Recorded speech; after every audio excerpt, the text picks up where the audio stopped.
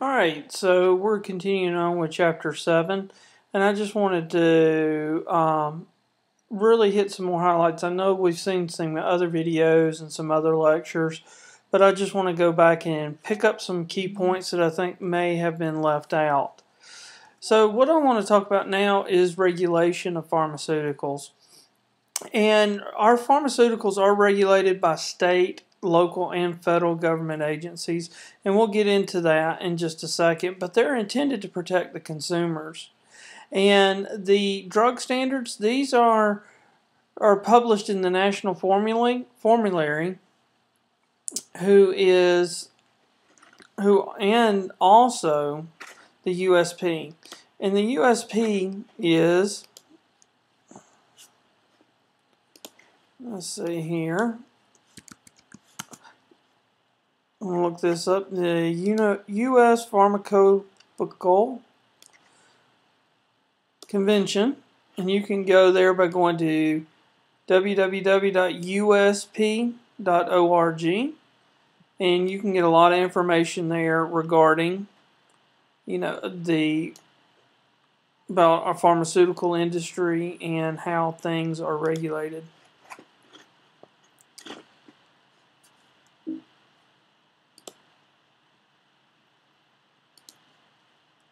Alright, so drug-related legislation.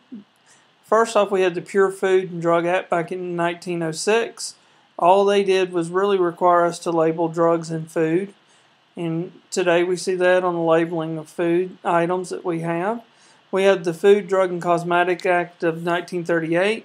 And this was one of the first acts that came across that really did something to help us combat issues concerning potentially habit-forming substances and their side effects.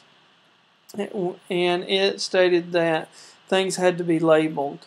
I mean, up to this point, Coca-Cola had cocaine in it, and people may not have understood that. So this also authorized the creation of the FDA and required that dangerous drugs require a prescription. The Harrison Narcotic Act, this regulated import, manufacture, and prescription and sales of drugs. And the Narcotics Control Act, which is something that we are dealing with today, that helps us with... I'm losing my mind today.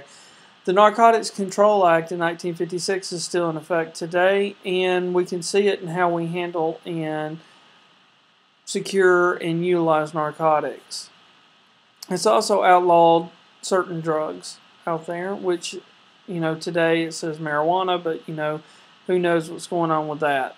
In certain states it's not, and you can get a prescription, but anyway, we'll just keep moving on until the federal government really gives us clear leadway on that. So, Controlled Substance Act, this was a comprehensive legislation that dealt with drugs and really gave us a clear understanding of what drugs were dangerous, what drugs had the potential for abuse, and gave us some guidelines on how to handle and prescribe and utilize these drugs. These drugs, it classified drugs into 5 categories, and I know the video talked about this a little bit, but Schedule 1, that's your highest abuse potential, and we do not utilize them for the most part. However, some physicians in some areas are now prescribing marijuana. I don't really understand the legalities behind that, but it is what it is, I guess, in California. Schedule 2, these are very high abuse potentials, but however they do have medical uses. This is where our opiates come in, like our narcotics, and also a lot of people don't realize that cocaine is utilized in the medical field and does have medical uses, specifically for like stopping bleeding in the nose and stuff like that. So Schedule 3, this is your lower to moderate potential of risk for dependence, and we see this is your Vicodins and Tylenol with codeine.